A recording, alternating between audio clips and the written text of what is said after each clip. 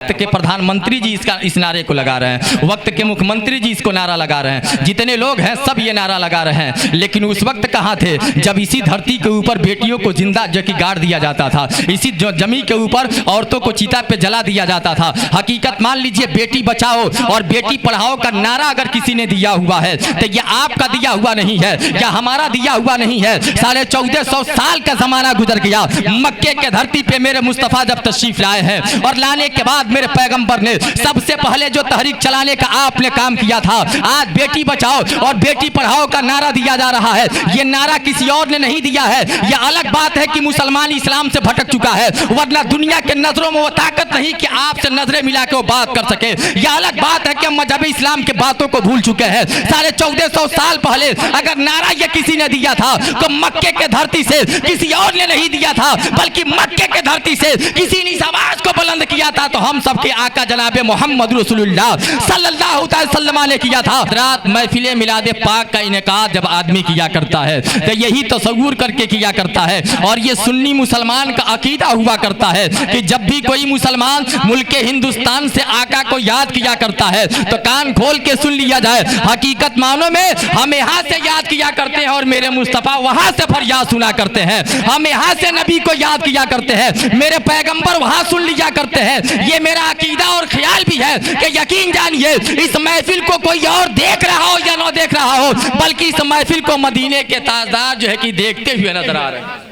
ये बस एक शेर और पढ़ता हूँ, प्रधान जी आपके हवाले से पढ़ता हूँ, सुने आप बैठे हैं तो सुन लीजिए। एक शेर सुने, मोहब्बत से बोलिए या रसूलुल्लाह कि हादसे नहीं होंगे देख ले न रस्ते में, हादसे हादसे नहीं होंगे, अजी देख ले न रस्ते में, हादसे नहीं होंगे कि हादसे नहीं होंगे।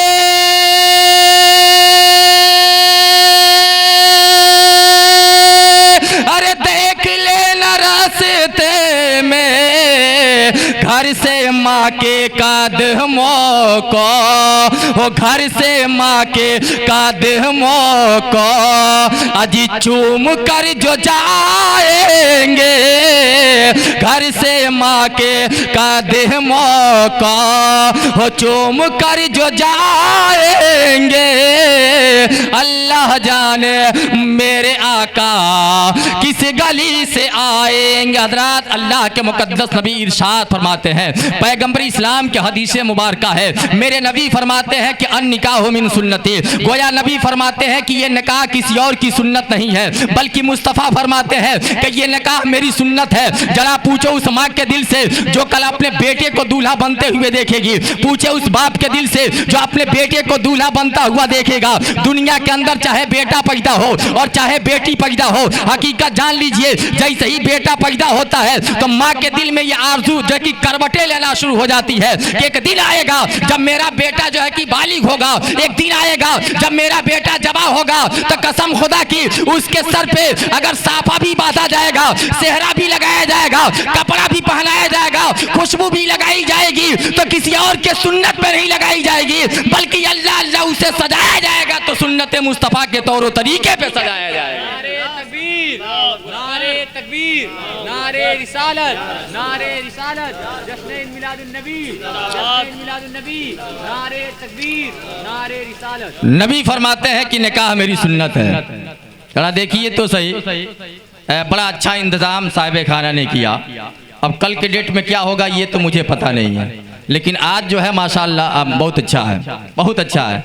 हकीकत मानो में शादी को इतनी सादगी के साथ किया जाए ताकि दुनिया वाले देख के हमसे इबरत और सबक लें, दुनिया वाले देखें तो हमसे सबक लें। अभी चंद दिन पहले एक बारात 2-3 दिन पहले हम लोग गए थे, क्या उसमें धूम धड़ाका नहीं था तो उनकी शादी नहीं हुई, बड़ी शानदार तौर तरीके से शादी हुई। हकीकत मानो में हम एक मिसाल पैदा करें, जैसे कि आप देखते हैं मिसाल के तौर पे कि आदमी अपना घर बनाता है तो बड़ा खूबसूरत बनवाया करता है, बड़ी अच्छी बिल्डिंग बनवाता है ताकि दुनिया देखे तो कहे फला साहब का ये घर है। वैसे ही अपने बेटों की शादी किया जाए तो उसमें कुछ ऐसा किया जाए ताकि दुनिया देखे तो कहे कि फला साहब की बेटी की शादी है, और वह करे भी तो किसी और की सुन्नत में नहीं बल्कि प्यारे मुस्तफ़ा की सुन्नत पे करे। आए इसी जिम्न में सिर्फ एक बात मैं आपको बताऊं हजरात, कल की तारीख में आपने देखा होगा या नहीं देखा होगा, उस माँ का कलेजे को देख लीजिएगा जिसका लाल जब दूल्हा बना करता है। हजरात मैंने ये देखा है कि चंद औरतें इकट्ठा होती हैं और इकट्ठा होने के बाद अपने हैसियत के एतबार से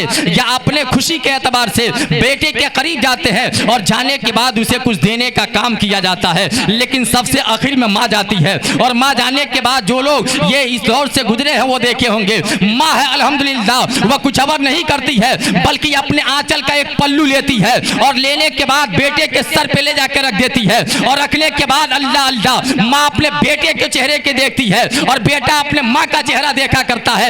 यकीन जान लीजिए उस वक्त कभी कभी माँ अपने पिस्तान को भी अपने बेटे के मुंह तक लेके जाती है। मैंने पूछा था कि अल्लामा कारी आफ्ताब जरा ये तो बताइए, ये बेटा जवा हो चुका है, ये बेटा बालिग हो चुका है, आज ये सब करने की जरूरत क्या थी? तो अल्लाहू अकबर जिनकी शादी है, इस जुमले को आप नोट कर लीजिएगा कि यकीन जानिए उस वक्त माँ का ये नहीं है कि उसे दूध पिलाना मकसद है, बल्कि माँ सिर्फ अपने बेटे के चेहरे को इसलिए देख रही है और कभी कभार अगर पिस्तान ले भी जा रही है तो इशारा ये कर रही है कि बेटे सुन लो, कल के बाद से तेरी जिंदगी के अंदर एक नया इनकलाब पैदा होने वाला है। घर के अंदर तेरी बीवी आएगी, घर के अंदर तेरी दुल्हन आएगी, आने के बाद जहां कसम खुदा की अपने बीवी का चेहरा देखना वही अपने माँ के चेहरे को मत भूलना। इसलिए यही तेरी माँ है जिसने सब कुछ कुर्बान करने के बाद तुझे जमा करने का काम किया है। यकीन जान लीजिए माँ और बाप की जिंदगी हमारे तक न होती, बाप अगर धूप में नहीं खड़ता, माँ अगर चूल्हे तक नहीं पकती तो यकीन जान लीजिए आज जवानी हमारी काबिले कदर नहीं होती,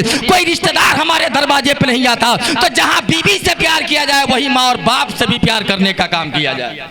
हकीकत तो यह है आज हालात हाजरा को देखने के बाद शादी के चंद दिन क्या गुजरते हैं, 6 महीना साल भर क्या गुजरते हैं, सबके घरों को तो नहीं कहा जा सकता, लेकिन कुछ घर ऐसे हैं अल्हम्दुलिल्लाह इनके बच्चे बड़े अच्छे बड़ी नेक लोग हैं। अक्सर आदमी आता जाता रहता, लेकिन सुने कभी ये मत सोचो कि अब आपकी ज़िंदगी दूसरी हो गई तो आपके साथ अगर आपकी बीवी आ गई तो माँ और बाप को भूल जाओ। नहीं, अल्लाह के मुक़द्दस नबी सल्लल्लाहु अलैहि वसल्लम ने इरशाद फरमाया है जहाँ तुम्हारी औरत का हक तेरे ऊपर है वही तुम्हारे माँ और बाप का भी हक तेरे ऊपर है, तुम्हारे माँ का भी हक तुम्हारे ऊपर है, तुम्हारे बाप का भी हक तुम्हारे ऊपर है। यकीन जान लीजिए बीवी है उसका भी हक आपके ऊपर है। लेकिन आओ मदीने के ताजदार क्या इरशाद फरमाते हैं, पैगंबर आजम फरमाते हैं कि माँ सरापा तेरे लिए जन्नत हुआ करती है और बाप जन्नत का दरवाजा हुआ करता है। जिसने दुनिया के अंदर माँ और बाप को खुश रखा है अल्लाहू अकबर उससे रब्बे कायनात भी खुश रहा करता है, और जो माँ और बाप को खुश रखता है उससे नबी करीम भी खुश रहा करते हैं। अब पता ये चला कि जिससे रब भी खुश हो जाए नबी कौनैन भी खुश हो जाए तो दावे के साथ कहता हूँ कि दुनिया छोड़ के जाएगा तो उसका ठिकाना कहीं और नहीं मिलेगा। माँ और बाप के खुशी के बदौलत अल्लाह रब्बुल इज्जत उसे जन्नत में मकाम अता फरमा देगा। लाओ इसी मिसाल कहीं हो तो मजहब इस्लाम ने हमें किसी मकाम पे छोड़ा नहीं, कहीं का नहीं छोड़ा, बल्कि हर मकाम पे मजहब इस्लाम ने हमारी रहनुमाई किया है। ये अलग बात है कि हम सुनते तो ज़रूर हैं उस पर अमल हमारा जो है कि नदारद है, हम उस पर अमल नहीं कर पाते। हज़रात इस्लाम के अंदर जो शादियाँ हैं अल्लाह के मुक़द्दस नबी सल्लल्लाहु अलैहि वसल्लम ने इरशाद फरमाया कि निकाह को सस्ता कर दो।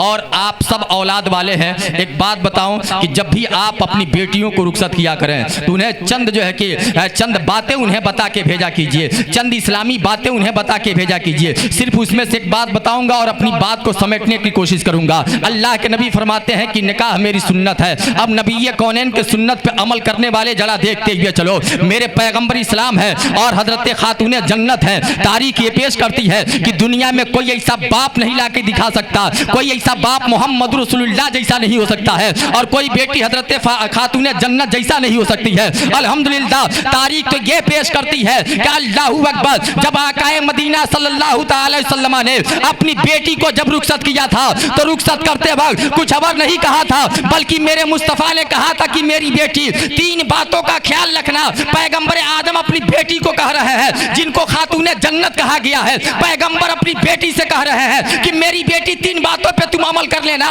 अल्लाह अल्लाह हजरत फातिमा ने कहा था अब्बू बता तो दीजिए क्या कहना चाहते हैं। नबी ने इरशाद फरमाया था कि मेरी बेटी सुन लो, अगर तुम्हारा शौहर नाराज हो जाए तो जितना जल्दी हो सके उसे तुम मना लेना। क्या कहा था? अरे बोलिए बोलिए क्या कहा था? कि अगर तुम्हारा शौहर नाराज हो जाए तो जितना जल्दी हो सके उसे मना लेना। घर के अंदर माँ बहनें सुन रही है और ये आवाज़ मोहल्ले तक जा रही है, जहाँ से मेरी माँ और बहनें सुन रही हैं, तुम्हारा बेटा तुझे एक पैगाम देना चाहता है। नबी ने कहा तुम्हारा शौहर अगर नाराज हो जाए तो जितना जल्दी हो सके उसे मना लेना। फिर नबी ने इरशाद फरमाया कि सुनो, अपने शौहर के कमाई से ज़्यादा अपने शौहर से किसी चीज़ की फरमाइश न करना। अगर तेरा शौहर एक दिन का 500 रुपया कमा रहा है तो उससे 700 की फरमाइश न करना। अब आखिर में मेरे मुस्तफ़ा ने क्या फरमाया था? पैगंबर आदम ने फरमाया था कि मेरी बेटी सुनो, कभी भी अपने शौहर के इजाजत के बगैर मेरे दरवाजे पे मत आना। जब तेरा शौहर इजाजत देगा तब मेरे दरवाजे पे आना। मेरे भाई, आज जहन्नम का घर क्यों बनता हुआ नजर आ रहा है? आज रिश्ते में दरार क्यों पैदा हो रहे हैं? आपने भी अंदाजा लगाया होगा और आपने भी ये देखा होगा कि बेटी अपने ससुराल जाती है और जाने के बाद शौहर ने अगर एक बात कह दिया है, बेटी अपने कदम को उठाती है, उठाने के बाद अपने बाप के दरवाजे पे आती है और बाप के सामने 2 बूंद आंसू क्या गिरा देती है, चंद कतरे क्या गिरा देती है कि बाप पूरा पहाड़ अपने सर पे रख लेता है। अर्ज करता है कि बेटी अब तुम्हें रोने की जरूरत नहीं है, इसलिए तुम अपने बाप के पास आ गई हो, अब तुझे रोने की जरूरत नहीं है, घबराने की जरूरत नहीं है। मैं उस इंसान के ईंट से ईंट बजा दूंगा, मैं उसे ये कर दूंगा वो कर दूंगा। हज़रात मोहतरम, लेकिन आओ मेरे मुस्तफ़ा की जिंदगी देख लिया जाए। पैगंबर आदम की जिंदगी एक ऐसा वक्त आया था कि खातूने जन्नत भी अपने बाबा के दरवाजे पे गई थी। खातूने जन्नत हजरत फातिमा भी अपने बाबा के दरवाजे पे गई थी। हजरत अली के मर्जी से नहीं बल्कि अपने मर्जी से गई हुई थी। जरा देखो तो सही, जैसे ही नबी कौनैन के दरवाजे पे हजरत फातिमा पहुंची है और पहुंचने के बाद दरवाजे पे आपने दस्तक दिया है, अंदर से आवाज आई, कौन? कहा कि या रसूलुल्लाह, ऐ मेरे बाबा, आपकी बेटी आपके दरवाजे पे खड़ी है। अल्लाहू अकबर। आपने कहा कौन बेटी? कहा फातिमा आपके दरवाजे पे खड़ी है। कहा कौन फातिमा? मैं किसी फातिमा को नहीं पहचानता। कहा इमाम हसन हुसैन की माँ आपके दरवाजे पे खड़ी है। कहा मैं नहीं पहचानता। फिर आगे बढ़िए, अल्लाहू अकबर। हजरत फातिमा ने कहा था कि सुन लीजिए, मैं कोई और नहीं हूँ बल्कि खातूने जन्नत हूँ। ऐ बाबा, मैं आपके दिल का टुकड़ा हूँ। ऐ बाबा, मैं आपके दिल का टुकड़ा हूँ।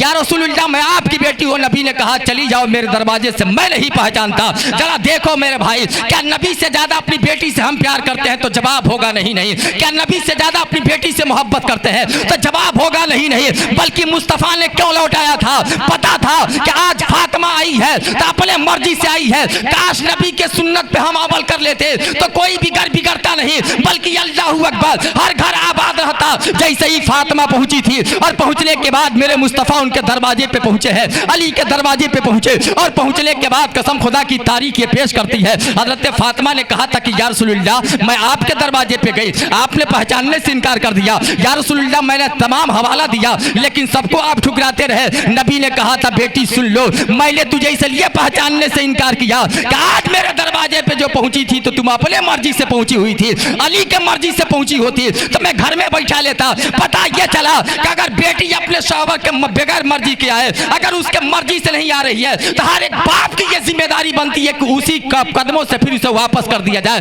एक मर्तबा वापस कर देंगे तो फिर जिंदगी में कभी आपकी बेटी पलट के नहीं आएगी, कभी पलट के नहीं आएगी। लेकिन जैसे ही बेटी आती है तो हम पूरा साजो सामान तमाम चीज़ें हम अपने सर पे रख लिया करते। एक बात और सुन लीजिए, दुरूद पाक पढ़िए, अल्लाहुम्मा सल्ली अला सय्यदना व शफीना मौलाना मुहम्मदिन बारिक वसल्लम सल्लु अलैहि सलातुन व सलामुन अलैका या रसूलुल्लाह सल्लल्लाहु अलैहि वसल्लम। एक शेर मैं पढ़ता हूँ, मोहब्बत के साथ उसे कबूल कर लें और प्यार से बोल लीजिए सुभान अल्लाह। माँ के हवाले से मैं अक्सर उसे पढ़ा करता हूँ। मैं दुआ करता हूँ कि परवरदिगार आलम जिनके भी वालिदैन दुनिया के अंदर है, अल्लाह रब्बुल इज़्ज़त उन्हें लंबी उम्र अता फरमाए, और जिनके माँ और बाप दुनिया से गुजर गए हैं, परवरदिगार आलम उन्हें करबर करबर जन्नत नसीब अता फरमाए। शेर सुने कि इबादतों का करीना दिखा के ले आवो, इबादतों का करीना दिखा के ले आवो, और वहाँ से खुल्द का जीना दिखा के ले आवो, वहाँ से खुल्द का जीना दिखा के ले आओ, और मेरे करीम तो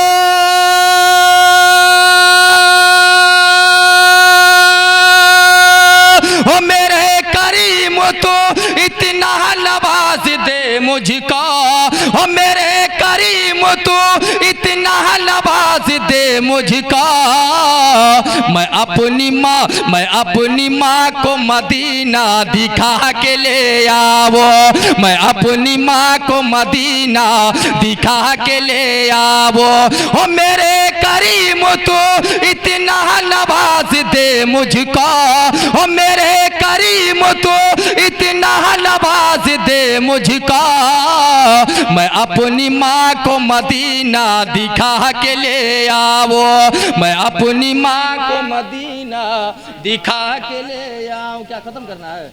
जी जी, मोहब्बत से बोले या रसूलुल्लाह। बस आखिरी बात सुन ले, इशारा हो गया कि मुआसा मुख्तसर कर लिया जाए। तो शादी हमारे घरों में हो रही है, आए दिन हम दीन की बातें सुना करते हैं, और यकीन जानिए उस पर अमल नदारत है, अमल करने की ज़रूरत है। अगर हम हो सके तो जो पैसे हम खुराफात में खर्च किया करते हैं उन पैसे को बचाओ, और बचाने के बाद किसी गरीब की बेटी के शादी में उस पैसे को खर्च कर दिया जाए। 10-20 हज़ार रुपया अगर हम अदर जगह पे खर्च करते हैं, उस पैसे को बचा के किसी यतीम की बेटी के शादी में लगा दे। हज़रात, आज पूरी दुनिया ये कहती है कि बेटी पढ़ी लिखी होनी चाहिए। हज़रात, जरा आप गौर तो कीजिए कि आज नारा भी दिया जा रहा है कि बेटी बचाओ और बेटी पढ़ाओ। पूरी दुनिया के लोग इसे नारा दे रहे हैं। वक्त के प्रधानमंत्री जी इस नारे को लगा रहे हैं, वक्त के मुख्यमंत्री जी इसको नारा लगा रहे हैं, जितने लोग हैं सब ये नारा लगा रहे हैं। लेकिन उस वक्त कहाँ थे जब इसी धरती के ऊपर बेटियों को जिंदा जकी गाड़ दिया जाता था, इसी जमीन के ऊपर औरतों को चिता पे जला दिया जाता था। हकीकत मान लीजिए, बेटी बचाओ और बेटी पढ़ाओ का नारा अगर किसी ने दिया हुआ है तो ये आपका दिया हुआ नहीं है, या हमारा दिया हुआ नहीं है। 1450 साल का जमाना गुजर गया, मक्के के धरती पे मेरे मुस्तफ़ा जब तशरीफ लाए हैं, और लाने के बाद मेरे पैगंबर ने सबसे पहले जो तहरीक चलाने का आपने काम किया था, आज बेटी बचाओ और बेटी पढ़ाओ का नारा दिया जा रहा है। ये नारा किसी और ने नहीं दिया है। ये अलग बात है कि मुसलमान इस्लाम से भटक चुका है, वरना दुनिया के नजरों में वो ताकत नहीं कि आपसे नजरें मिला के वो बात कर सके। यह अलग बात है कि हम मजहब इस्लाम के बातों को भूल चुके हैं। 1450 साल पहले अगर नारा ये किसी ने दिया था तो मक्के के धरती से किसी और ने नहीं दिया था, बल्कि मक्के के धरती से किसी ने इस आवाज को बुलंद किया था तो हम सबके आका जनाबे मोहम्मद रसूलुल्लाह सल्लल्लाहु अलैहि वसल्लम ने किया था, आमीना के लाल ने किया था। तारीख पढ़ने वाले पढ़ते हैं और सुनने वाले ये सीना करते हैं। उसी मक्के के धरती पे बेटियों को जिंदा दरगोर कर दिया जाता था। अगर इसे बचाने का काम किसी ने किया है तो मोहम्मद रसूलुल्लाह ने किया हुआ है। औरतों को जिंदा जला दिया जाता था, अगर इसे बचाने का काम किसी ने किया है तो आमीना के लाल ने किया हुआ है। हकीकत मानो में मजहब इस्लाम जैसा मजहब दुनिया के अंदर नहीं आ सकता है, और हम सबके आका जनाबे मोहम्मद रसूलुल्लाह जैसा कोई नबी नहीं आ सकता है, और आप उनके उम्मती है, आपका भी कोई जवाब नहीं है। अपने सीने में नबी के सीरत को बसाया जाए, अपने सीने में नबी के सीरत को बसाया जाए, और पैगंबर आजम ने जो चीज़ हमें दिया उस पर अमल करने की ज़रूरत है, और जिन चीज़ों से मेरे मुस्तफ़ा ने रोक दिया उस पर रुकने की ज़रूरत है। अगर नबी की बताई हुई बातों पर हम अमल करते हुए चलेंगे तो इंशाअल्लाहुल अज़ीज़ आपके भी ज़िंदगी में इनकलाब पैदा होगा और मेरे भी ज़िंदगी में इनकलाब पैदा होगा। मैंने शुरू में ये शेर पढ़ा था कि सदाकत पर अमल करने का दावा क्यों नहीं करते, गरीबों से मोहब्बत दिल में पैदा क्यों नहीं करते, अमीर शहर तेरी शान तो हल्की नहीं होती, किसी गरीब की बेटी से रिश्ता क्यों नहीं करते। खुदा अगर दौलतें दिया है तो किसी खूबसूरत बेटी को गरीब घर की बेटी लेके आइए, वह जिंदगी भर आपका एहसान मानेगी, जिंदगी भर शुक्र अदा करेगी। रब की बारगाह में दुआ है कि परवरदिगार आलम हम तमामी सामईन को दिन सिरातुल मुस्तकीम पे चलने की तौफीक और रफ़ी के दरबार। मुझसे बोलने में अगर किसी किस्म की गलती हो गई हो तो नबी के सदके मुझसे माफ़ अता फरमाए, और कोई ऐसा जुमला बोल दिया हो जिस पे तौबा लाजिम होता हो तो मैं सच्चे दिल से तौबा पढ़ता हूँ। आप भी मेरे साथ पढ़ लीजिए, अस्तगफिरुल्लाह रब्बी मिन कुल्लि ज़ंबी व तूबू अलैहि व मा अलैना इल्लल बलाग। अस्सलामु अलैकुम।